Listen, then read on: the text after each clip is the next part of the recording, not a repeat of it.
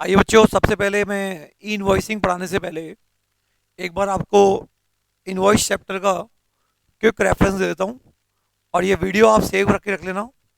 कभी भी आपको इन्वॉइस चैप्टर रिवाइज करना पड़े तो ये जो 15 मिनट का वीडियो है वो एक बार आप सुन लेना, आपको पूरा चैप्टर रिकॉल हो जाएगा। आइए बच्चों, सबसे पहले जब भी हम डीटी पढ़ो या जीएसटी पढ़ो, जितने भी सेक्शन अप्लाई होते हैं वो लिख ले करो।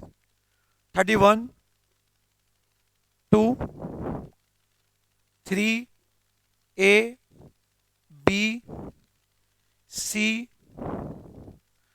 D, E, F, G, 31, 4, 31, 5, 31, 6, 31, 7।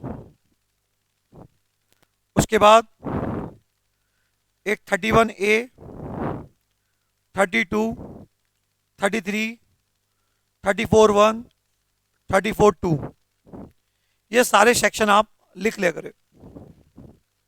Rules अपने कौन कौन से हैं? 46, 46A, 47 इसका प्रोविजो, 48, 49, 50, 51, 52, 53, 54 और 55, ये हमारे रूल्स है। ठीक है। चैप्टर आपको पता है इनवॉइस एक बहुत इंपॉर्टेंट डॉक्यूमेंट है। रिकॉर्ड्स भी इनवॉइस के थ्रू ही मेंटेन होते हैं, वैल्यू भी इनवॉइस के थ्रू निकाली जाती है, आईटीसी भी इनवॉइस के थ्रू ली जाती है, रिटर्न भी इसी के थ्रू होता है, ऑडिट भी, सब मतलब इनवॉइस एक बहुत इंपॉर्टेंट डॉक्यूमेंट है। इस चैप्टर में जो मेजर चीज है वो है इनवॉइस इश्यू करने की टाइम लिमिट क्या है। अगर आपको टाइम ऑफ सप्लाई चैप्टर पढ़ना है, आप जीएसटी पे करने के लिए कब लायबल हो, तो पहले आपको इनवॉइस चैप्टर पढ़ना पड़ेगा, उसके बाद ही टाइम ऑफ सप्लाई चैप्टर आप पढ़ सकते हो। तो सबसे पहले गुड्स के केस में इनवॉइस इश्यू करने की टाइम लिमिट क्या है? 31(1), 31(4) और 31(7) ये बताता है गुड्स के केस में इनवॉइस कब काटनी है। बजट 31 में बताता है अगर गुड्स का मूवमेंट हो रहा है एक जगह से दूसरी जगह पे, तो जिस दिन गुड्स रिमूव हुए उस दिन या उससे पहले आपको बच्चों क्या काटनी है? इनवॉइस काटनी है। अगर गुड्स का मूवमेंट नहीं हो रहा है तो जिस दिन डिलीवरी हो रहा है वो दिन या उससे पहले, या लॉ में लिखा हुआ मेकिंग अ विल देयर ऑफ, तो आपको उस दिन या उससे पहले इनवॉइस काटनी है। इनवॉइस के कंटेंट्स क्या होंगे बच्चों, वो रूल नंबर 46 में बता रखा है। तो टैक्स इनवॉइस के कंटेंट क्या होंगे वो रूल नंबर 46 में बता रखा है। ओके। अगर जहां कंटिन्यूस सप्लाई ऑफ गुड्स होती है, रैकरिंग बेसिस पे हो रही है, बार बार हो रही है, ठीक है, और जहां आपको under any contract periodically payment receive होते हैं, तो वहां इनवॉइस कब काटनी है? तो वहां पे जब आपको सक्सेसिव अकाउंटिंग स्टेटमेंट इश्यू होते हैं वो दिन या उससे पहले। अगर उससे पहले ही अगर आपको कोई पेमेंट रिसीव हो जाए तो वो दिन या उससे पहले, मतलब दोनों में से जो पहले हो, आपको क्या काटनी होती है? इनवॉइस काटनी होती है। अगर गुड्स अप्रूवल पे भेजे जाते हैं तो इनवॉइस कब इश्यू करनी है? रिमूवल के 6 महीने के अंदर अगर सप्लाई कंफर्म हो गई तो जिस दिन सप्लाई कंफर्म हुई उस दिन इनवॉइस इश्यू करनी है। अगर 6 महीने में नहीं हुआ तो जिस दिन 6 महीने खत्म हुए रिमूवल से उस दिन या उससे पहले आपको क्या काटनी है? इनवॉइस काटनी है। और टैक्स इनवॉइस के कंटेंट क्या होंगे? रूल नंबर कहां बता रखा है? 46 में। ठीक है। सर्विस के केस में इनवॉइस कब काटनी है? तो सर्विस के केस में इनवॉइस कब काटनी है इसकी बात रूल नंबर 47 में बता रखी है। यहां बता रखा है जिस दिन आपने सर्विस दी उस दिन या उससे पहले या बाद में भी कर सकते हो, सर्विस देने के मैक्सिमम 30 दिन तक आपको क्या करनी है? इनवॉइस इशू कर सकते हो। लेकिन अगर आप बैंकिंग कंपनी हो, एनबीएफसी हो, फाइनेंशियल इंस्टीट्यूट हो या इंश्योरेंस कंपनी हो तो 30 दिन की जगह 45 दिन होगा। हाउएवर इसका जो प्रोविजो है वो ये कहता है अगर banking company, financial institute, insurance company, telecom operator अपने डिस्टिंक्ट पर्सन को सप्लाई करता है तो जिस दिन आपने सप्लायर ने अपनी बुक्स के अंदर एंट्री की वो दिन या उससे पहले या जिस क्वार्टर में सप्लाई हुई उस क्वार्टर के एंड से पहले आपको इनवॉइस काट देनी चाहिए। बच्चों यहां पे ये बता रहा है कंटिन्यूस सप्लाई ऑफ सर्विस के केस में इनवॉइस कब काटनी है। कंटिन्यूस सप्लाई ऑफ गुड्स के केस में कोई टाइम लिमिट नहीं थी, ऐसी सर्विस जिसका सर्विस का पीरियड 3 महीने से ज्यादा है, इक्वल नहीं ज्यादा है, उनको कंटिन्यूस सर्विस बोलते हैं, और जिसको गवर्नमेंट द्वारा नोटिफाई कर रखा है। यहां पे टाइम ऑफ सप्लाई कैसे निकालते हैं? अगर एज पर contract due date of payment पता है, तो जिस दिन वो ड्यू डेट आई पेमेंट की वो दिन या उससे पहले इनवॉइस काटनी चाहिए। अगर ड्यू डेट ऑफ पेमेंट पता नहीं है, तो जिस दिन आपको पेमेंट रिसीव हुआ उस दिन इनवॉइस काटनी चाहिए।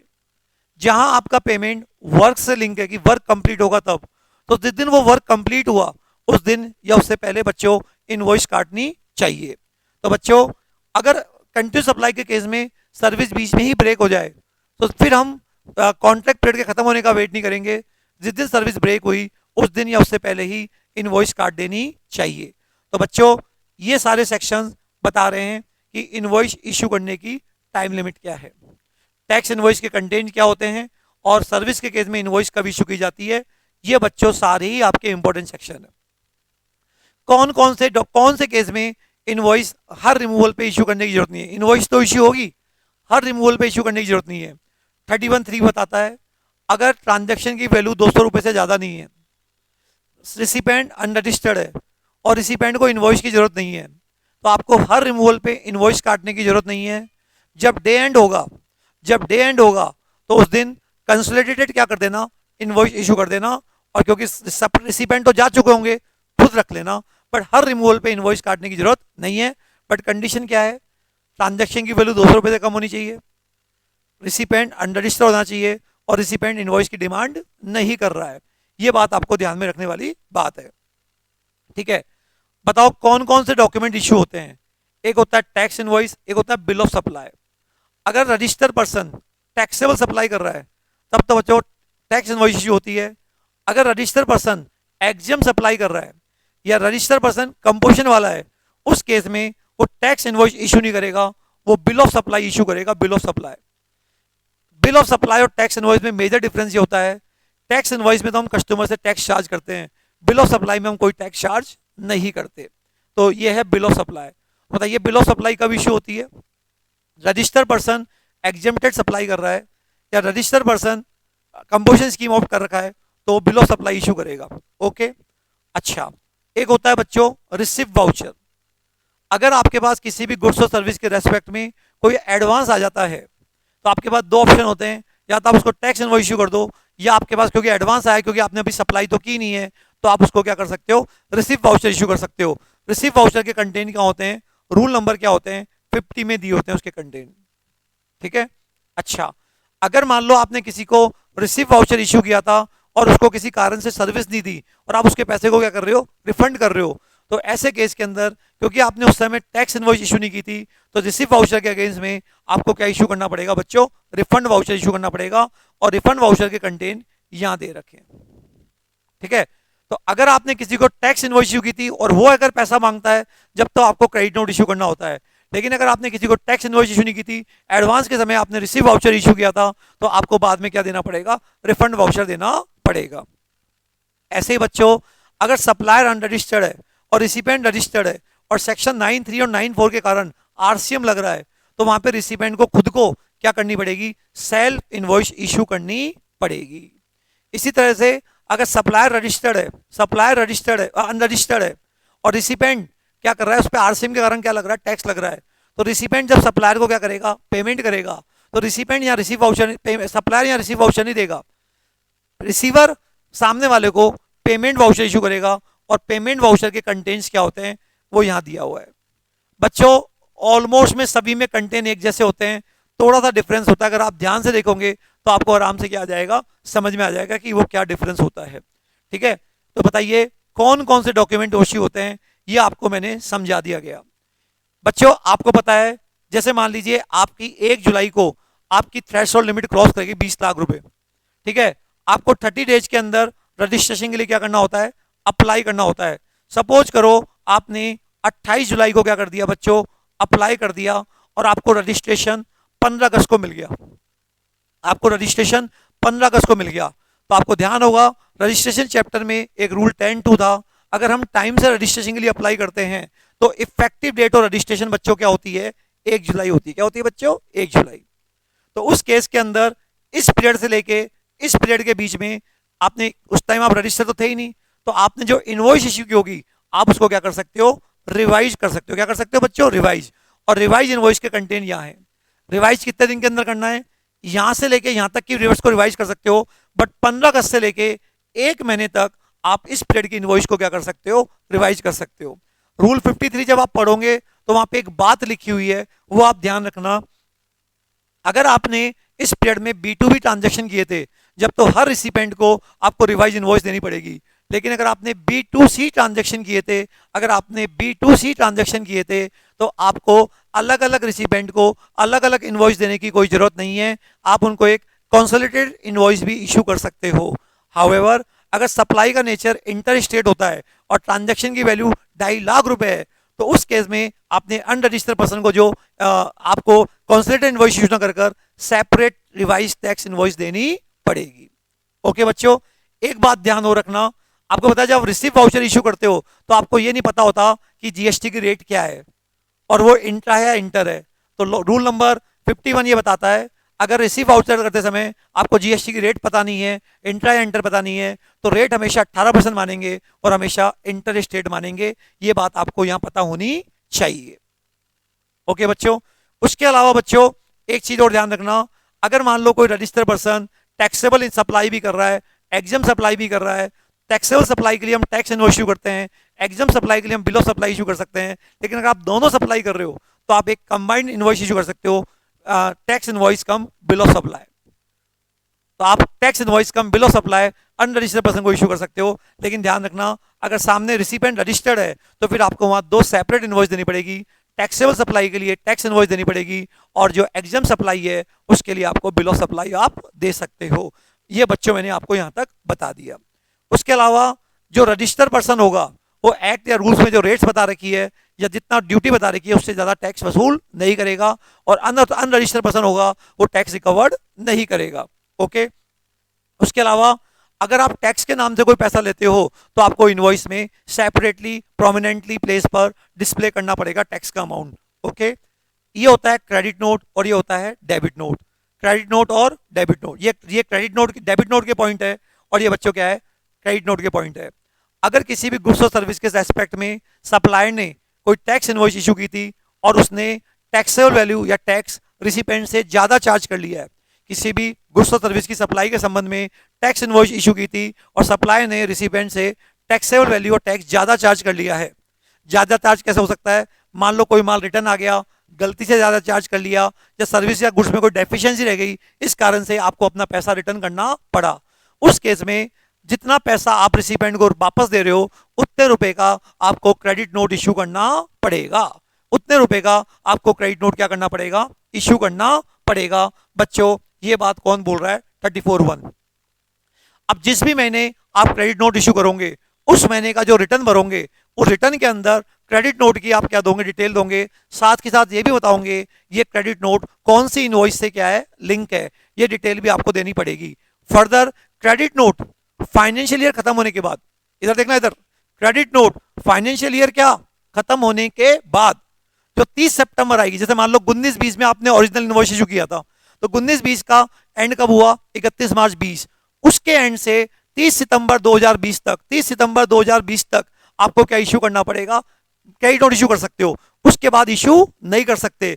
लेकिन आपको पता है वैसे तो एनुअल रिटर्न फाइल करने की जो ड्यू डेट होती है वो 31 दिसंबर होती है, लेकिन अगर आपने 30 सितंबर से पहले ही एनुअल रिटर्न फाइल कर दिया तो क्रेडिट नोट आपको फिर 30 सितंबर से पहले इशू करना पड़ेगा। तो क्रेडिट नोट इशू करने की टाइम लिमिट क्या है, फाइनेंशियल ईयर होने के खत्म होने के बाद जो सितंबर आएगा उसकी लास्ट डेट और जिस दिन आपने एनुअल रिटर्न भरा, दोनों में से जो अर्लियर है उसके बाद आप क्रेडिट नोट इशू नहीं कर सकते। ओके बच्चों, उसके बाद आता है बच्चों डेबिट नोट।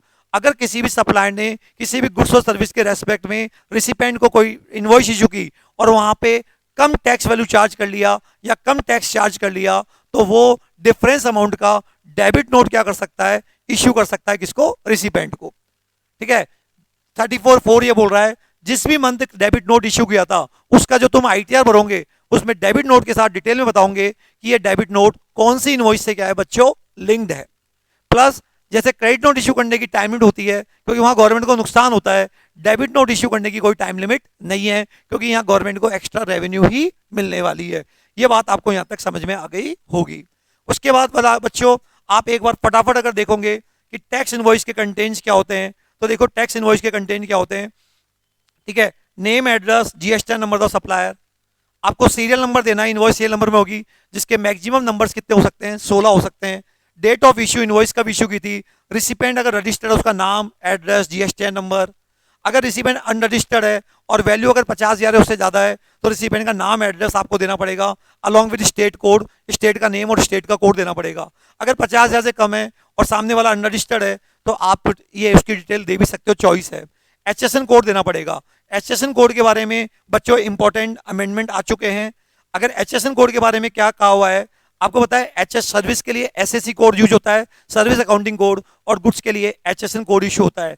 हर प्रोडक्ट को पूरे वर्ल्ड में एक स्टैंडर्ड कोड दे रखा है जिसको हम क्या बोलते हैं, एचएसएन कोड। लॉ क्या बोलता है, जैसे मान लीजिए आप किसी को 21-22 में टैक्स इनवॉइस इशू कर रहे हो, 21-22 से जस्ट पहले वाला साल कौन सा होता है, 20-21। अगर 20-21 में आपका एनुअल टर्नओवर 5 करोड़ तक था, 5 करोड़ या उससे कम था, तो अगर आप B2B ट्रांजैक्शन कर रहे हो, बिजनेस टू बिजनेस, तो आपको 4 एसएसएन कोड देना जरूरी होता है। अगर आप B2C ट्रांजैक्शन कर रहे हो, क्या कर रहे हो बच्चों, B2C ट्रांजैक्शन कर रहे हो, तो बच्चों आपको 4 कोड देना ऑप्शनल है। अगर आपका टर्नओवर 5 करोड़ से ज्यादा है, 5 करोड़ से क्या है बच्चों, ज्यादा है, और उस केस में चाहे B2B ट्रांजैक्शन हो या B2C ट्रांजैक्शन हो, आपको बच्चों 6 कोड देने ही पड़ेंगे। इस तरह से बच्चों ये मैंने आपको टैक्स इनवॉइस के क्या बताया बच्चों, कंटेंट बताए। इसके अलावा टैक्स इनवॉइस के अंदर अगर हम देखते हैं कितनी क्वांटिटी है, कितनी वैल्यू में माल बेचा, ठीक है, रेट ऑफ जीएसटी क्या है, जीएसटी का अमाउंट क्या है, जिस प्लेस ऑफ सप्लाई और अगर बिलिंग एड्रेस अलग अलग है तो वो आपको बताना पड़ेगा। ठीक है, आपने अगर टैक्स पे आरसीएम बेसिस पे टैक्स लगा तो वो मेंशन करना पड़ेगा, और ऑथराइज सिग्नेटरी का क्या होगा वो यहाँ पे दिया जाएगा। आजकल अमेंडमेंट आया है, आपको क्यूआर कोड भी इनवॉइस पे देना पड़ेगा। ये कंटेन है बच्चों। इसी तरह से आपको बिल ऑफ सप्लाई के कंटेन भी मिलेंगे। बस बिल ऑफ सप्लाई के अंदर एक चीज ध्यान रखने वाली बात यह है, वहां पे टैक्स अमाउंट नहीं होता, बाकी शुरू की सब चीजें ऑलमोस्ट क्या होती है, सेम होती है, टैक्स रेट और टैक्स अमाउंट नहीं होता। तो कंटेन ऐसे तो आपसे नहीं पूछेगा, लेकिन ऐसे पूछ सकता है राइट शॉर्ट नोट कि कोई से भी 7 कंटेन बताओ जो टैक्स इनवॉइस में होना चाहिए, या आपको एक इनवॉइस दे देगा और बताएगा बताओ कौन सा कंटेन इस इनवॉइस के अंदर क्या है, मिस है। ठीक है बच्चों, तो मैंने आपको यहाँ पे इनवॉइस के प्रोविजंस बता दिए। अब 3 इंपॉर्टेंट कॉन्सेप्ट आए हैं नए, एक आया है ई इनवॉइसिंग, एक आया है क्यूआर कोड, और एक आया है ई वे बिल। वो मैं आपको सेपरेट क्लास के अंदर बताऊंगा। Thank you very much.